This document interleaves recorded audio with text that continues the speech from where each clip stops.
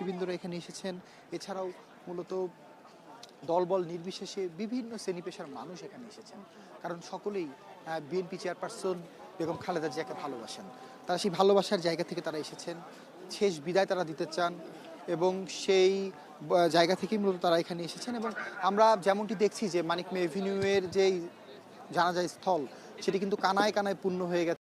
সেই গন্তব্য মানিক মে অ্যাভিনিউ, যেখানে তাদের সবার প্রিয় মানুষ বেগম খালেদা জিয়ার মরদেহ আছে, কিছুক্ষণ পর যার জানাজা অনুষ্ঠিত হবে। বেগম জিয়ার যে অবদান, তার যেই সংগ্রাম, তার যেই আপোষহীন নেত্রী হয়ে ওঠা, তার যেই প্রজ্ঞা, তার যেই সৃজনশীল গঠনমূলক রাজনীতি, তার যেই নেতৃত্ব, সেই নেতৃত্ব বাংলাদেশ আর ফিরে পাবে কিনা সেটি একটি বড় সংকটের জায়গা তৈরি হয়েছে। আমরা নেতাকর্মীদের মধ্যে গভীর শোক দেখতে পাচ্ছি।